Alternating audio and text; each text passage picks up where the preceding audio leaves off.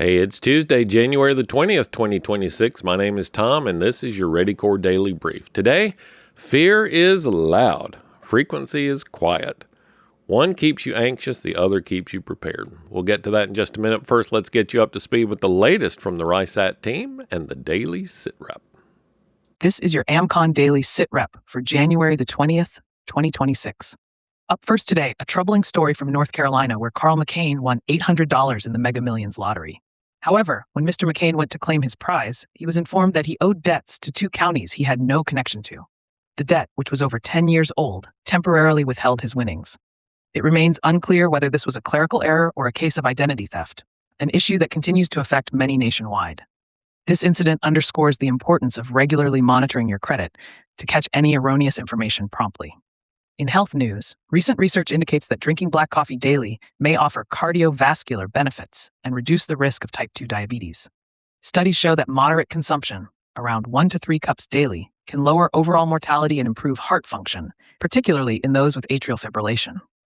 Additionally, consuming 3 to 5 cups daily was linked to a significantly reduced risk of diabetes, likely due to compounds in coffee that enhance insulin sensitivity and reduce inflammation. For those who tolerate it, black coffee could be a beneficial addition to the daily routine. Turning to weather, a major winter storm is anticipated late this week, potentially impacting vast areas from Texas to the southeast coast and beyond. The storm may bring crippling ice, sleet, and heavy snow, especially across Texas and Oklahoma, with below freezing temperatures persisting from Friday through Sunday. Travelers should prepare for hazardous conditions, possible power outages, and falling trees due to ice accumulation. Residents are advised to stay updated with the latest forecasts, have adequate food, water, and fuel supplies, and check on vulnerable community members. In other news, civil unrest persists in various locations nationwide. A specific warning has been issued for potential violent protests on the south side of downtown Minneapolis, expected to continue for several days.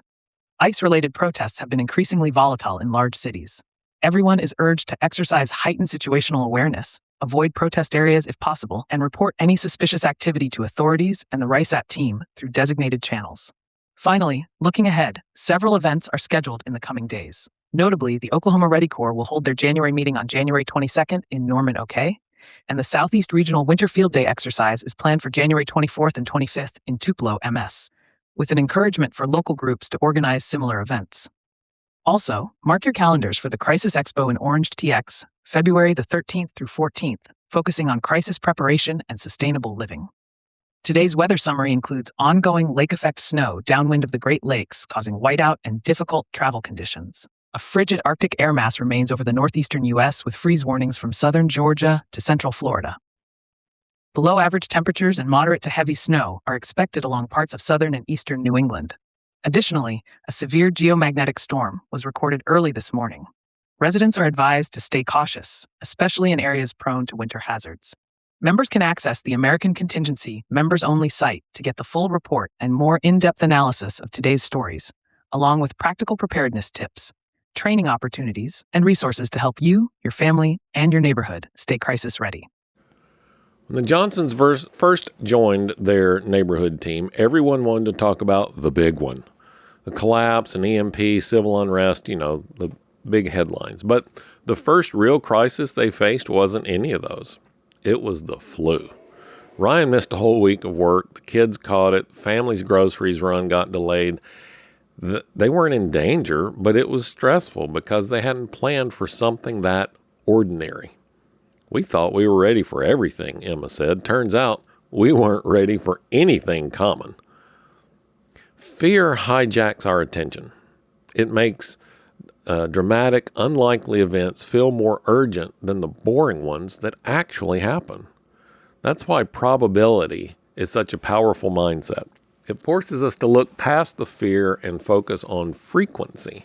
Ask yourself, what's most likely to affect you this month? Not someday, but this month.